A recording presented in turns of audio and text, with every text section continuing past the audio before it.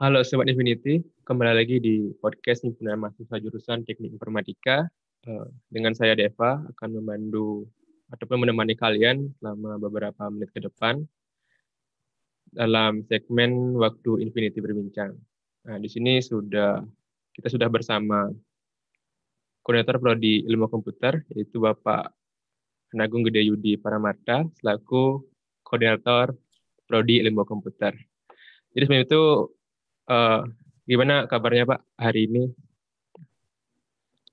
Ya baik, saya di rumah saja nih karena masih pandemi. Cuma semoga saja pandeminya segera berakhir ya.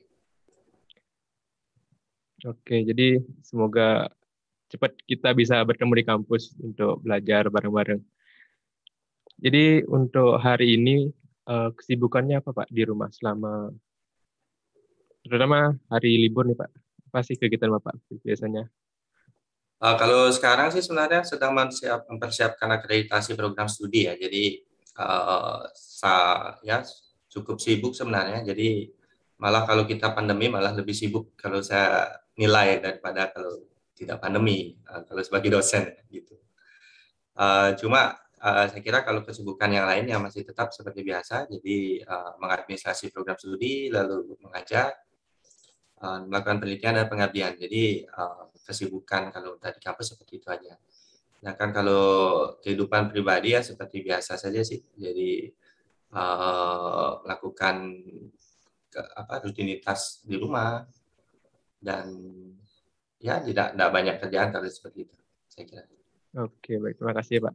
Jadi walaupun sibuk, jadi tetap harus semangat untuk menjalani kegiatan. Nah, jadi sebelum kita lanjut lebih jauh, jadi sini saya mau membacakan sedikit biodata dari Bapak untuk teman-teman biar mengenal lebih dekat tentang Bapak. Jadi Bapak sendiri lahir di Kelungkung pada tahun 1988 dengan nama lengkap Agung Gede Yudi Paramarta. Beliau mengenyam pendidikan D3 Manajemen Informatika di Universitas Pendidikan Ganesha dan kemudian melanjutkan S1-nya di Universitas Indonesia pada Fakultas Ilmu Komputer. Dan pada tahun 2015 beliau mulai mengajar di Uniksa dan saat ini tengah dipercayai sebagai koordinator prodi ilmu komputer.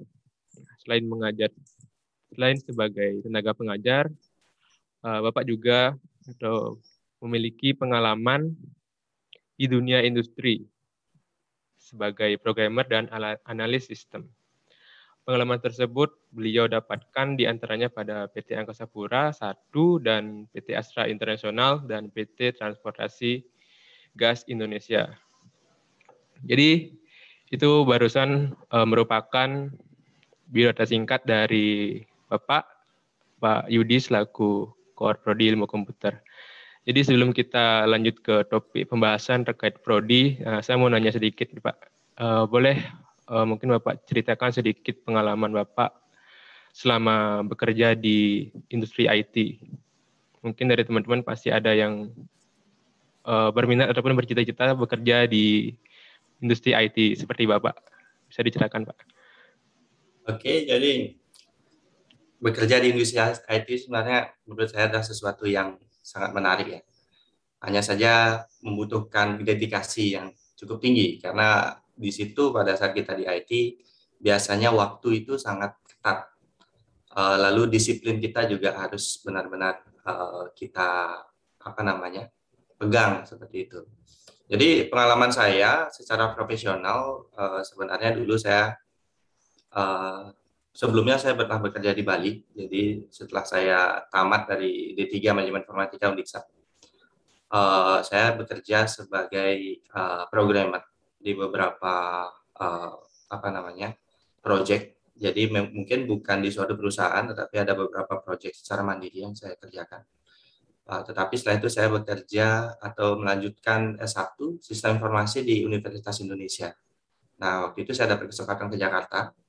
Hanya saja pada saat saya kuliah dulu, karena saya alih kredit dari D3 ke S1 Sistem Informasi, kuliahnya itu malam gitu, jam 7 malam.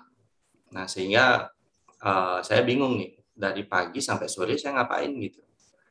pertama-tama datang itu mungkin saya senang ya menjelajahi Jakarta gitu, karena tumben-tumben datang ke Jakarta. Cuma baru dalam 2 minggu itu udah bosen gitu, karena nggak ada kerjaan apa-apa selain kuliah di malam hari gitu. Nah, sehingga saya berpikir, ya udahlah saya coba cari kerja gitu. Dan pada saat itu saya mendekati salah satu dosen. Lalu dosen itu mengarahkan saya untuk bekerja di suatu perusahaan yang apa namanya dekatlah dengan dosen itu gitu. Sehingga saya diberikan kesempatan untuk bekerja di sana. Nah, nama perusahaannya itu adalah PT DAC Solution. Saya ingat sekali itu. Hanya saja proyeknya ada di beberapa tempat gitu. Salah satu yang paling berkesan menurut saya itu ada di PT Astra Internasional. Jadi pengalaman saya di situ membuat sebuah sistem. Jadi sistemnya itu seperti sistem audit ya, sistem audit yang mengaudit beberapa anak perusahaan dari Astra Internasional. Jadi saya salah satu tim programmer yang ada di situ. Dan itu tumben saya mendapatkan pekerjaan yang benar-benar digunakan oleh perusahaan besar seperti itu. Jadi kalau kita dibandingkan dengan pengalaman kita di kuliah ya, dengan pengalaman kita memang bekerja benar-benar di sebuah perusahaan, apalagi itu perusahaan multinasional, itu sangat berbeda gitu. Sangat berbeda dan banyak pengalaman yang kita dapatkan. Tetapi bukan berarti pada saat kita kuliah itu kita tidak mendapatkan apa-apa. Makanya saya sering juga bilang kepada mahasiswa bahwa pada saat kita kuliah itu sebenarnya kita tidak belajar untuk menguasai teknologi, bukan. Tetapi kita belajar untuk dapat belajar dengan mandiri pada saat kita kerja nanti gitu. Jadi mungkin ada banyak tanggapan dari mahasiswa, ngapain saya belajar ini, nggak penting gitu. Ngapain saya belajar Pitagoras juga nanti kita nggak dapat gitu pada saat kerja. Saya sering kali mendengar itu dari mahasiswa gitu ya. Memang nggak kepake memang, tetapi pengalaman kita pada saat kita belajar itu akan digunakan pada saat kita belajar kembali di apa namanya di industri tersebut gitu. Jadi nggak ada sebuah ilmu yang tidak berguna, itu nggak ada gitu ya.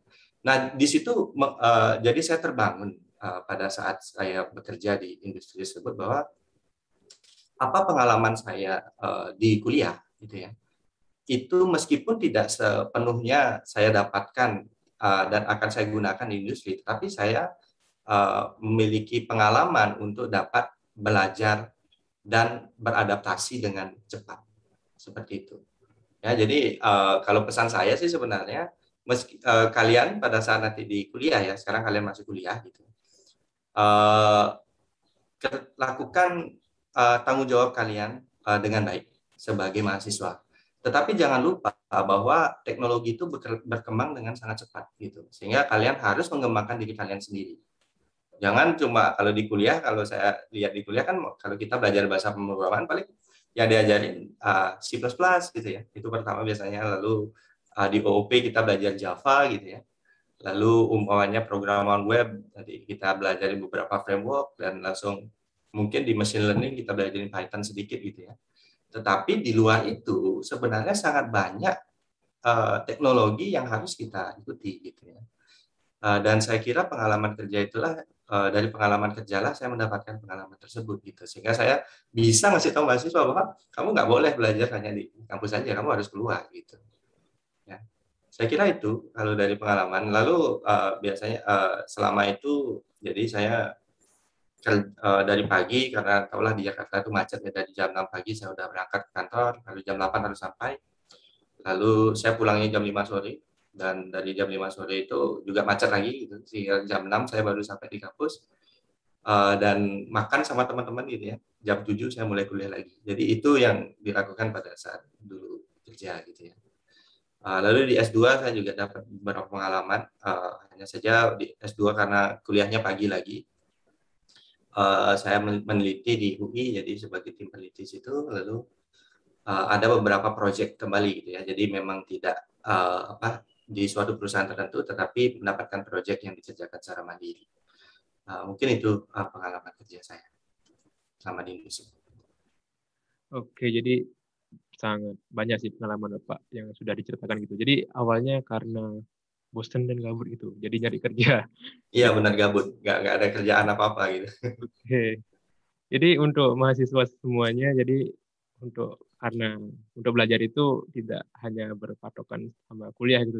Di luar pun kita bisa belajar gitu, karena banyak hal yang bisa kita pelajari. Apalagi dunia IT gitu, sangat banyak hal, terutama seperti di YouTube gitu, banyak hal yang bisa kita pelajari di sana gitu. Oke, jadi itu sangat menarik. Jadi selanjutnya kita mulai masuk ke topik nih, Pak. Jadi untuk sekarang Bapak sebagai koordinator prodi ilmu komputer, mungkin bisa diceritakan sedikit pengalaman Bapak sebagai koordinator prodi ilmu komputer. Nah, ini masih seputar pengalaman nih, Pak. Mungkin bisa diceritakan, Pak. Pengalaman sebagai program studi ilmu komputer, sebenarnya kan prodi ilmu komputer ini baru dibentuk ya, jadi bersamaan dengan program studi sistem informasi. Jadi kita baru berdiri selama 3 tahun. Waktu itu sih kenapa saya dipilih sebagai koordinator program studi, mungkin karena pada saat itu saya juga sebagai koordinator pembuatan proposal untuk program studi ilmu komputer gitu. Jadi pada saat itu setelah program studi dibentuk dan saya langsung ditunjuk sebagai koordinator program studi gitu. Untuk pengalaman sendiri sih memang lebih banyak pengalaman terkait dengan Tridharma ya, karena di prodi sendiri tanggung jawab sebagai prodi itu adalah Tridharma. Jadi pembelajaran, penelitian dan pengabdian itu. Jadi mungkin kalau pengalaman sendiri saya kira sama dengan program studi yang lain atau koordinator program studi yang lain. Jadi kita mengelola itu. Kalau tanggung jawab saya sebagai prodi. Jadi bagaimana kita mengembangkan kurikulum, lalu bagaimana kita melakukan kerjasama baik dengan industri atau dengan mitra-mitra universitas lain. Lalu di sisi penelitian juga sama, bagaimana kita mendorong penelitian dosen dan penelitian mahasiswa nantinya. Mungkin sekarang belum ada ya karena kita belum punya lulusan dan lain sebagainya. Dan bagaimana kita mengabdi kepada masyarakat. Mungkin itu saja ya yang karena itu lingkup tanggung jawab dari program studi, koordinator program studi. Kalau sesuatu yang spesial, saya kira sih sebenarnya ada ya beberapa, cuma saya kira yang paling spesial adalah bagaimana kita bekerja sama dengan industri. Itu saya kira sesuatu yang menjadi sesuatu yang paling challenging menurut saya. Gitu ya. Karena kalau kita lihat di industri sendiri, banyak industri yang sebenarnya ingin bergabung dengan kita, tapi banyak juga industri yang ingin kita bergabung dengan mereka. Hanya saja banyak challenge yang harus kita lakukan di sana. Gitu. Mungkin itu saja yang bisa saya sampaikan ya terkait dengan bagaimana tanggung jawab saya sebagai koordinator program studi. Gitu. Oke, baik, terima kasih Bapak. Jadi harus selalu bertanggung jawab sebagai koordinator program studi karena tugas-tugasnya memang banyak dan harus tetap fokus juga. Oke, jadi itu barusan pengalaman Bapak sebagai koordinator program studi ilmu komputer. Oke, jadi selanjutnya saya mau nanya terkait prodi. Jadi sudah menuju ke prodi nih. Saya ingin bertanya terkait dengan gambaran umum dari program studi ilmu komputer. Mungkin teman-teman masih banyak yang tahu, terutama yang ingin masuk di prodi ilmu komputer. Gitu. Pasti belum tahu gitu. Mungkin bisa dijabarkan dari Bapak, biar teman-teman tahu. Oke, di prodi ilmu komputer, jadi kalau kita tahu sendiri, mungkin banyak juga masyarakat ya secara umum itu masih nggak tahu apa sih perbedaan antara beberapa program studi yang ada di dunia ini, termasuk juga di Undiksa ya. Jadi mungkin yang paling jelas adalah PTI mungkin ya, karena kalau kita lihat PTI di situ ada nama pendidikannya. Jadi memang ditujukan untuk menelurkan calon pendidik gitu ya. Jadi saya kira itu sangat jelas. Hanya saja mungkin yang masih agak saru gitu ya, itu adalah 2 program studi yang baru ini gitu. Sistem informasi dan ilmu komputer. Banyak yang bingung nih apa bedanya ini, apa bedanya sistem informasi dan ilmu komputer. Jadi mungkin saya berangkat dari sana aja gitu ya, karena kalau dari sisi pengalaman saya juga S1-nya dulu sistem informasi gitu. Cuma di S2 saya memilih ke ilmu komputer dibandingkan melanjutkan ke bidang ilmu sistem informasi. Seperti itu. Jadi kalau kita lihat dari bidang keilmuan di komputer, di bidang komputer gitu ya. Jadi ada beberapa bidang. Kita bisa lihat dari beberapa aspek. Yang pertama adalah dari aspek hardware gitu ya, perangkat keras. Lalu di atasnya dia akan melihat sistem arsitektur. Jadi seperti bagaimana jaringan dan lain sebagainya gitu ya. Baru ke atasnya kita berbicara tentang bagaimana software itu dikembangkan atau metode-metode software itu dikembangkan. Dan di atasnya baru ada yang disebut dengan aplikasi. Dan di atasnya lagi ada yang disebut dengan isu organisasi. Gitu ya. Jadi ada 5 aspek itu yang harus kita lihat. Nah, di mana letaknya ilmu komputer? Gitu. Ilmu komputer itu dia tidak banyak berbicara tentang komputer hardware. Jadi dia tidak banyak berbicara tentang bagaimana sih hardware itu dibuat gitu ya. Karena itu adalah bidangnya lebih dekat ke elektro atau mesin mungkin ya, elektro dan mesin, electrical engineering. Lalu kita juga tidak banyak membahas terkait dengan isu organisasi gitu. Meskipun kita menyinggung tentang isu organisasi, tetapi itu bukan core keilmuan dari ilmu komputer. Nah, sehingga yang 3 di tengah itulah yang akan menjadi core ilmu komputer. Jadi yang pertama adalah sistem infrastruktur. Ya. Lalu yang kedua adalah sistem software method atau bagaimana metode-metode untuk pengembangan software yang efektif dan efisien dan lain sebagainya, algoritmanya seperti apa. Lalu yang di atasnya adalah pengaplikasian dari metode-metode tersebut seperti itu. Nah, maka dari itu sistem ilmu komputer itu akan ada 3 bidang keilmuan atau bidang konsentrasi atau kita sebut sebagai profil lulusan. Yang pertama adalah kita lihat dari bawah dulu ya gitu. Jadi kita berbicara tentang IT infrastructure. Jadi bagaimana infrastruktur IT itu mendukung proses-proses yang ada di atasnya. Seperti itu. Jadi kalau kita lihat di sini ya terkait dengan umpamanya jaringan komputer, lalu komputasi awan, IoT ya, Internet of Things, dan kita juga sedikit membahas tentang robotik. Lalu kita lihat juga di atasnya kembali, setelah ada yang disebut dengan pengembangan perangkat lunak. Jadi itulah profil kedua kita. Jadi dari pengembangan perangkat lunak itu ya bagaimana algoritmanya, lalu apa teknologi-teknologi yang melandasi perangkat lunak tersebut, lalu bagaimana basis data yang harus dikembangkan untuk mendukung perangkat lunak yang kita kembangkan gitu. Dan profil yang ketiga adalah profesional di bidang ilmu data di sistem cerdas, dan ini sudah di bidang aplikasi gitu ya. Bagaimana metode-metode software itu bisa kita kembangkan untuk dapat mengelola data yang besar gitu, big data. Lalu bagaimana supaya sistem-sistem yang kita kembangkan itu dapat bekerja dengan cerdas. Jadi kita masuk ke artificial intelligence dan sebagainya. Jadi kalau kita bicara tentang profil program studi ilmu komputer di Uniksa itu ada 3. Yang pertama itu adalah pengembangan perangkat lunak, gitu ya. Yang kedua adalah di bidang ilmu data dan sistem cerdas. Dan yang ketiga adalah tentang sistem arsitektur dan keamanan teknologi informasi. Nah, itu yang bisa saya sampaikan terkait dengan apa sih ilmu komputer itu ya. Jadi berbeda dengan sistem informasi, mungkin saya sedikit menyinggung tentang sistem informasi. Jadi yang di atas itu dari 5 bidang yang tadi saya sebutkan. Informasi itu dia kan banyak membahas tentang isu organisasi gitu ya. Jadi mungkin perbedaan yang paling kentara antara ilmu komputer dan sistem informasi gitu ya. Karena di ilmu komputer memang membahas tentang isu organisasi tetapi tidak dalam seperti itu. Oke. Jadi itu yang bisa saya sampaikan terkait dengan program studi ilmu komputer secara umum. Oke, baik. Terima kasih Bapak. Jadi sudah lengkap dan detail disampaikan oleh Bapak ini terkait dengan apa sih itu program studi ilmu komputer gitu. Jadi masing-masing prodi itu memang ada cirinya gitu, ada yang membedakan gitu. Jadi teman-teman itulah prodi ilmu komputer. Jadi kalian bisa paham jadinya sekarang dan sudah bisa lebih menyiapkan diri gitu untuk join di program studi ilmu komputer. Sudah lengkap disampaikan oleh Bapak gitu. Oke, jadi itu tadi tentang apa sih program studi ilmu komputer.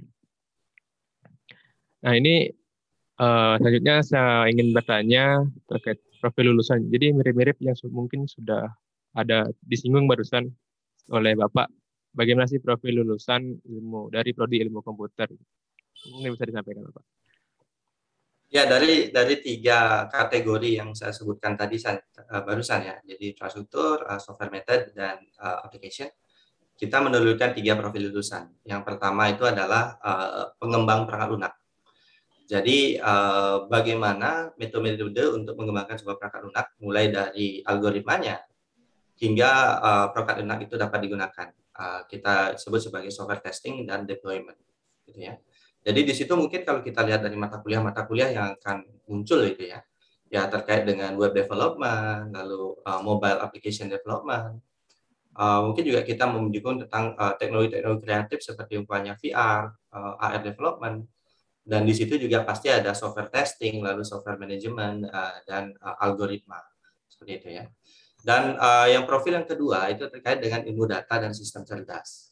Jadi kalau kita berbicara tentang ilmu data dan sistem cerdas, ini membahas tentang bagaimana sih permasalahan-permasalahan real yang ada di dunia ini dapat dipecahkan dengan sistem cerdas atau artificial intelligence. Dan tentu saja kalau kita berbicara tentang data, ini tidak lepas dari yang disebut dengan big data. Bagaimana kita mengolah data-data yang berukuran besar. Nah, yang dimaksud big data ini sebenarnya sih bukan hanya ukurannya ya, tetapi jenis datanya yang beragam, lalu kecepatan datanya yang sangat cepat dan lain sebagainya. Dan mungkin mata kuliah yang ada di situ ya, yang dapat diambil seperti umpamanya artificial intelligence, lalu data science, machine learning, digital image processing, dan beberapa mata kuliah lainnya. Lalu profil yang ketiga adalah sebagai profesional di bidang infrastruktur TI dan keamanan teknologi informasi. Jadi dari komputer itu tentu saja kita membutuhkan suara infrastruktur. Ya. Jadi mungkin kita tidak membahas terkait dengan secara spesifik terkait dengan hardware atau bagaimana dalamnya hardware itu tidak, tapi bagaimana kita merancang sebuah arsitektur untuk mendukung software-software atau sistem-sistem yang ada di atasnya. Seperti itu. Jadi kita di sini terkait computer network, lalu cloud computing, dan suatu yang menarik mungkin tentang parallel programming gitu ya, karena kalau kita lihat sekarang prosesor kita itu multi-core prosesor gitu ya. Jadi mungkin pada saat kita belajar terkait dengan rekayasa perangkat lunak atau programming, yang diajarin itu kan biasanya terkait dengan sequential processing, jadi hanya satu core prosesor aja kepake gitu ya. Nah di infrastruktur itu akan diperkenalkan bagaimana kita mengembangkan sebuah perangkat lunak yang dapat mengakomodasi atau menggunakan teknologi paralel, gitu ya. Seperti umpamanya parallel programming, lalu GPU umpamanya, NVIDIA CUDA seperti itu ya.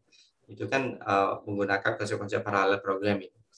Nah, dan yang paling penting adalah distributed system dan information security. Jadi itu 3 profil yang kita miliki ya. Jadi nanti mahasiswa di semester 6, semester 5 dan mulai di semester 6 itu akan memilih konsentrasi mana yang akan dipilih oleh mahasiswa. Namun dasarnya itu akan tetap sama ya. Jadi seluruh 3 profil ini secara dasar sudah akan diperoleh oleh seluruh mahasiswa. Hanya saja pada saat dia di semester 6 itu mereka akan memilih konsentrasi.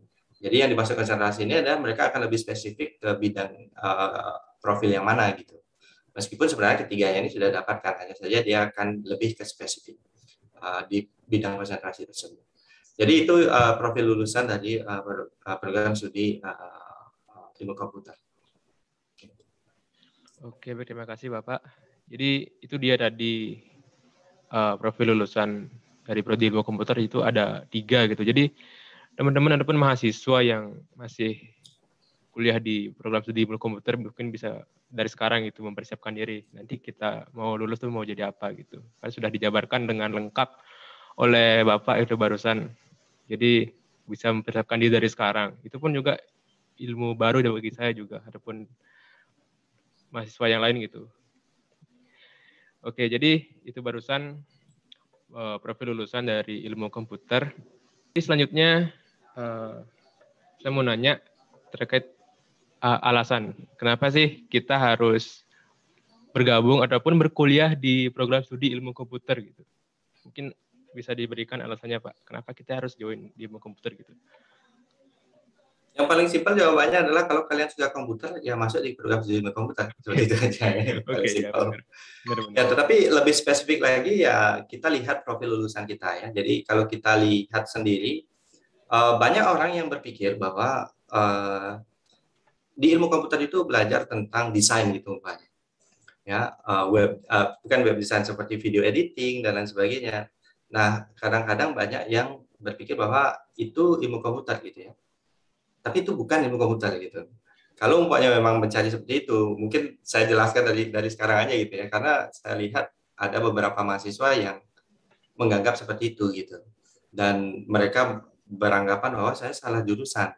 Nah mungkin saya terbalik caranya bilang bahwa kalau umpamanya kalian berpikir seperti itu, jangan di ilmu komputer gitu aja dulu ya, gitu. Karena kalau kita lihat di ilmu komputer itu adalah orang-orang yang memang suka dengan komputer. Dalam hal ini adalah seperti algoritma, logika, dan bagaimana kita mengembangkan perangkat lunak itu umpamanya. Lalu suka dengan infrastruktur seperti umpamanya jaringan komputer, cloud computing gitu ya, atau mungkin perangkat-perangkat IoT, lalu umpamanya yang ingin masuk ke dalam dunia sistem cerdas seperti artificial intelligence, data science, dan anak-anaknya seperti itu ya.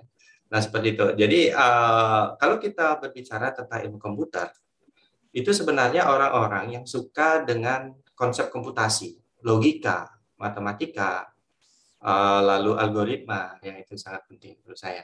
Tetapi jangan takut bahwa saya tidak begitu menguasai tentang itu, umpamanya saya tidak begitu menguasai tentang matematika. Apakah saya tidak boleh di ilmu komputer gitu? Bisa saja gitu ya, tidak masalah. Saya sendiri secara pribadi saya tidak menguasai secara detail tentang konsep-konsep matematika. Kalau umpamanya kalian yang dari SMA gitu umpamanya ya, nanya ke saya, Pak, ini gimana caranya melakukan perhitungan ini secara matematis gitu ya. Mungkin saya tidak bisa menjawab itu gitu. Tetapi yang ditekankan oleh di ilmu komputer itu adalah logika. Ya. Bagaimana logika komputasi itu dapat kita pikirkan. Nah, sehingga orang-orang yang suka dengan matematika itu kan syarat dengan logika gitu ya. Orang yang suka fisika dan lain sebagainya itu mungkin orang-orang suka yang syarat dengan logika. Dan saya kira orang-orang tersebut sangat cocok di ilmu komputer, gitu ya. Dan tentu saja yang suka ngoprek komputer itu yang pastinya gitu ya. Ya, dan saya sendiri sebenarnya kenapa saya dulu masuk di bidang ilmu komputer dan informatika itu adalah karena saya suka ngoprek komputer gitu. Saya suka dengan komputer. Entah itu main game gitu banyak ya. Saya kira banyak mahasiswa yang datang ke sini, saya tanya beberapa mahasiswa, kenapa kamu di ilmu komputer? Karena saya suka main game, Pak. Itu adalah suatu alasan yang valid menurut saya gitu ya. Mungkin dari kesukaannya dia main game, dia berkeinginan untuk mengembangkan sebuah game gitu umpamanya. Ya kita bisa mulai dari ilmu komputer gitu. Ya. Dan banyak hal yang terkait dengan ilmu komputer yang menarik menurut saya ya gitu. Jadi karena teknologi itu berkembang dengan pesat, lalu hampir semua sekarang yang ada di dunia ini membutuhkan komputer ya. Kayaknya sih semua ya udah nggak ada lagi yang enggak gitu. Pertanian pun sekarang juga pakai komputer gitu ya. Paling nggak kalau umpamanya Pak Tani itu lagi nungguin sawahnya, ya buka HP gitu kan sekarang gitu. Jadi semuanya kan ada di bidang komputer ini. Jadi kalau kita lihat peluang kerjanya, saya kira sangat besar. Meskipun tidak pada saat lulus mungkin tidak di bidang ilmu komputer yang benar-benar ilmu komputernya gitu ya. Tetapi mungkin akan menjadi support dalam bidang-bidang yang lain. Dan itu saya kira kita dorong juga di program studi untuk mengembangkan ilmunya di luar di bidang ilmu komputer. Hanya saja dihubungkan dengan apa yang mereka ketahui di ilmu komputer, saya kira itu. Oke, jadi yang pertama kalau emang suka dengan komputer ya silakan join di ilmu komputer jadi gitu Pak ya. Iya. Jadi bisa juga dari peluang kerja memang sangat besar ya di dunia, terutama di dunia IT memang sangat besar untuk peluang kerjanya. Dan juga barusan dijelaskan juga sama Bapak biar nggak salah kaprah gitu. Ilmu komputer itu biar nggak ini loh yang sebenarnya di ilmu komputer gitu biar nggak salah kaprah Ya, nanti mahasiswanya mungkin gitu. saya ginikan sedikit kemarin ya. Kita kan punya mata kuliah lintas prodi ya. Sehingga ada beberapa mahasiswa dari lintas prodi akan datang ke komputer. Lalu ada satu mata kuliah disebut dengan teknologi multimedia gitu ya. Nah, teknologi multimedia yang dimaksud ini bukan kayak ngedit video, bukan seperti itu. Tetapi bagaimana komputer itu mengolah data-data multimedia seperti itu. Jadi umpamanya sound processing, lalu image processing itu bagaimana sih dilakukan gitu ya. Jadi bukan kita menjadi orang yang edit video lalu membuat Photoshop, bukan ya. Jadi itu pun juga dari mahasiswa kita pun yang sudah mahasiswa bukan dari ilmu komputer ya, tetapi mahasiswa yang di luar ilmu komputer itu pun juga kadang-kadang masih salah kaprah terkait dengan itu. Dan mungkin saya dari sekarang saya harus sudah menyampaikan itu bahwa di ilmu komputer itu bukan terkait dengan itu. Gitu. Kalau umpamanya itu mungkin lebih dekat ke DKV, ya. Desain dan komunikasi visual mungkin itu lebih dekat. Gitu. Oke, jadi itulah pentingnya informasi gitu. Kita harus menggali-gali informasi mana sih yang benar gitu biar nggak salah kita. Oke, jadi kita nyambung nih Pak. Biasanya di masyarakat itu ada istilah biasanya anak IT bisa segalanya gitu. Biasanya kamu minta tolong benerin ini dong gitu. Kamu kan anak IT gitu. Biasanya disuruh benerin AC gitu. Tolong dong benerin AC gitu. Kamu kan anak IT gitu. Gimana sih tanggapan Bapak terkait yang kayak gitu tuh Pak? Ya, tanggapan saya adalah itu bentuk apresiasi sebenarnya kepada kita sebagai orang-orang ilmu komputer gitu. Begitu dipercaya masyarakat itu kepada orang-orang ilmu komputer, dan saya kira itu adalah bentuk apresiasi yang benar-benar ya tinggi gitu ya. Kita bisa segalanya dianggap mereka, padahal enggak juga sih gitu ya.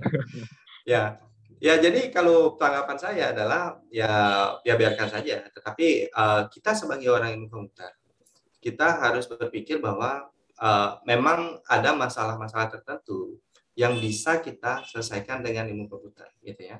Entah itu dalam bentuk software umpamanya, atau umpamanya dalam bentuk sistem-sistem aplikasi tertentu yang bisa kita implementasikan di masalah-masalah tersebut, gitu ya. Ya saya kira sih itu adalah bentuk apresiasi kepada kita, gitu ya. Jadi seperti itu. Tapi memang kadang-kadang sih tolong hack Facebook gitu. Saya ada Facebook, tolong dihacking gitu. Ya enggak juga gitu. Karena kalau kita lihat di bidang komputer itu sebenarnya cukup luas gitu ya. Jadi saya bilang tadi dari ada sistem cerdas, lalu ada infrastruktur, keamanan informasi gitu ya. Jadi kita nanti pada saat sebagai orang ilmu komputer itu akan diarahkan atau kalian akan mengarahkan diri kalian ke bidang yang mana gitu. Nah, sebenarnya saya sendiri lebih tertarik ke bidang distributed system atau sistem terdistribusi. Tetapi mungkin rekan saya yang sesama dosen itu bidangnya lain, ada yang ke infrastruktur. Saya nggak paham tentang infrastruktur, tapi pada saat saya membutuhkan infrastruktur, saya akan paling tidak saya tahu apa yang harus dilakukan meskipun saya tidak tahu bagaimana mengimplementasikannya. Nah, dari situlah kita bisa mengembangkan diri kita. Nah, menurut saya seperti itu. Oke, jadi itu tanggapan dari Bapak. Ya. Oke, jadi terkait dengan kalian juga, walaupun kita tidak semua gitu bisa, misalnya kita hanya bisa ini dan orang lain juga bisa itu aja. Jadi itulah pentingnya kolaborasi nanti dari kita gitu. Kita compile gitu ilmu kita dan ilmu orang lain gitu. Jadi seperti itu. Oke. Jadi selanjut mungkin dari Bapak ada mahasiswa yang berkesan bagi Bapak, mungkin karena prestasinya ataupun apa gitu. Mungkin bisa disampaikan ke teman-teman. Maksudnya mahasiswa spesifik ini, gitu. Boleh tidak perlu disebut nama, mungkin apa sih yang berkesan itu dari mahasiswa lebih? Ya saya kira semangatnya ya. Jadi seperti saya pengalaman kemarin dengan mahasiswa semester 1, menurut saya sekarang sangat semangat saya kira. Apa namanya, kita di program studi ilmu komputer sekarang sedang membentuk sebuah, ditunjuk ya sebenarnya dari universitas untuk mengembangkan inisiasi kelas internasional.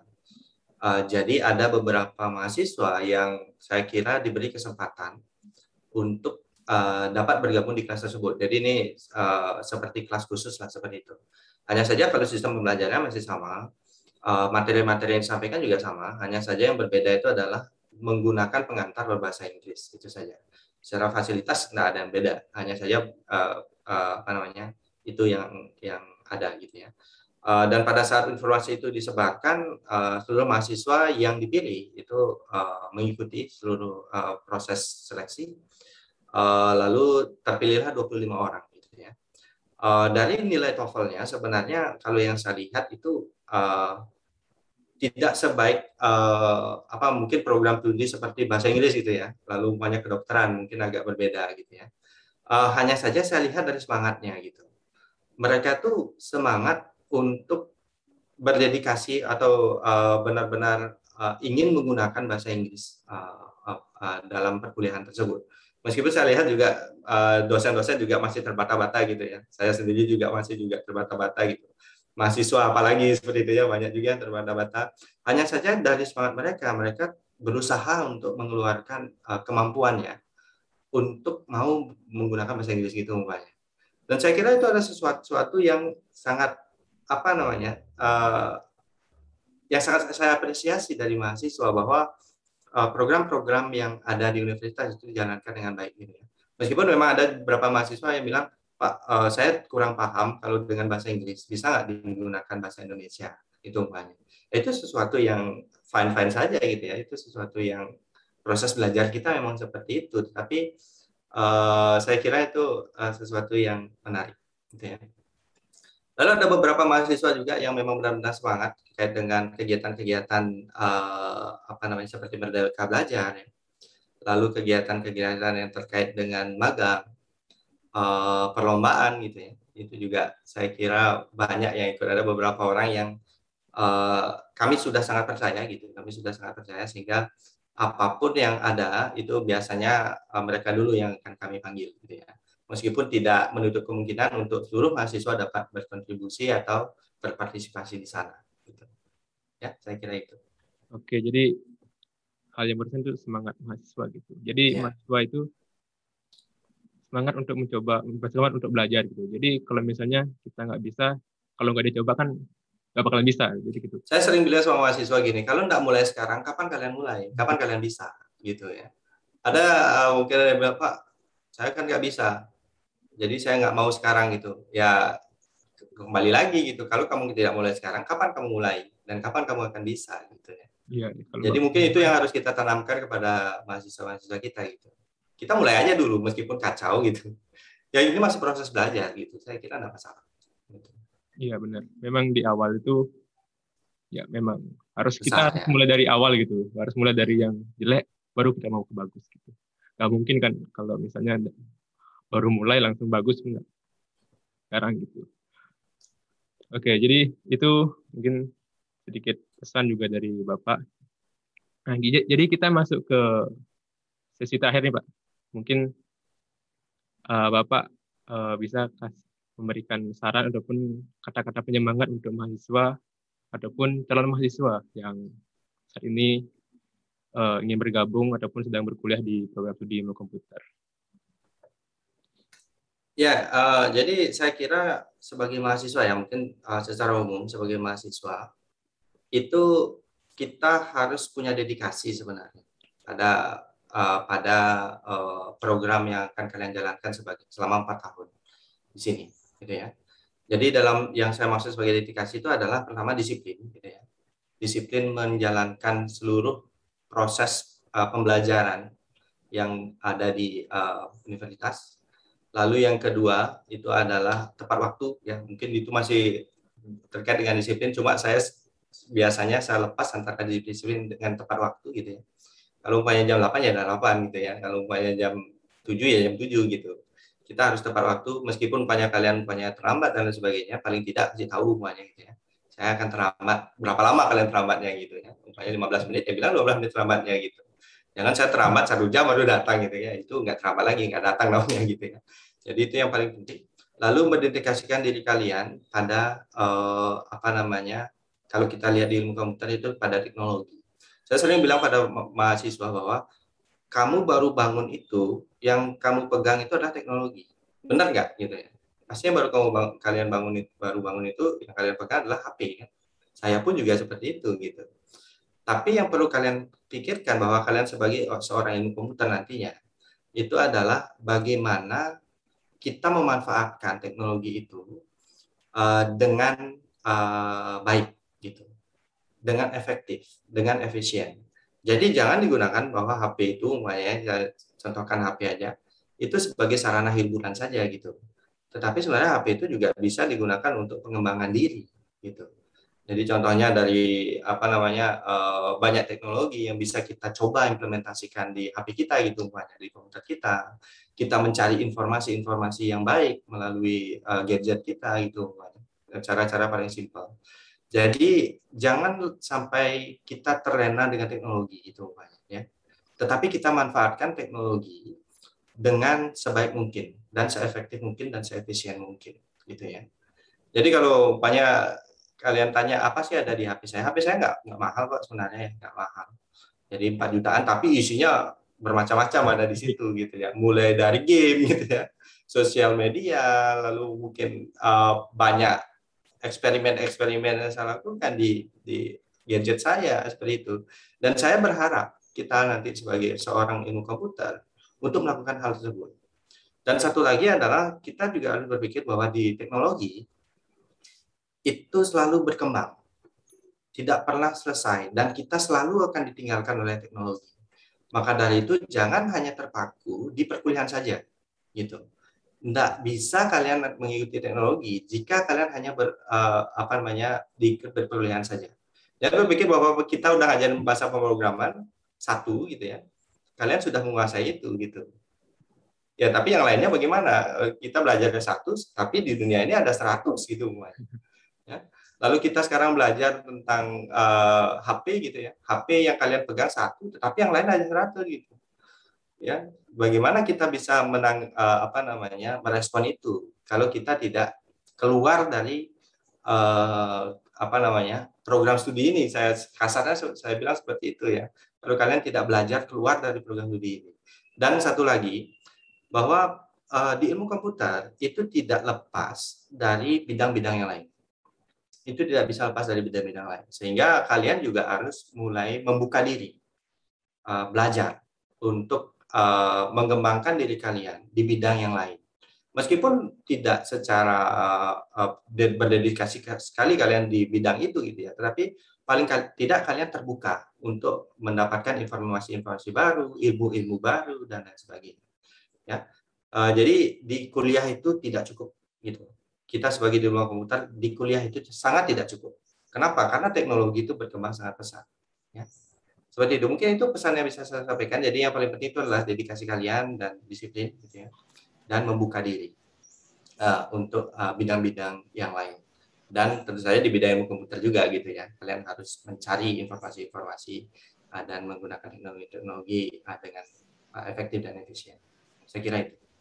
Oke, jadi baik, terima kasih Bapak sebelumnya. Ya, itulah saran ataupun penyemangat dari Bapak untuk mahasiswa ataupun calon-calon mahasiswa yang ingin bergabung di prodi ilmu komputer. Jadi itu bisa digunakan juga sebagai acuan nanti kalian untuk berkuliah ataupun yang ingin bergabung di prodi ilmu komputer. Jadi ada 3 barusan, disiplin, dedikasi, dan membuka diri terhadap teknologi-teknologi yang ada saat ini. Karena teknologi itu selalu berkembang setiap saat. Oke, jadi itu penyampaian dari Pak Yudi selaku koordinator prodi ilmu komputer jurusan teknik informatika.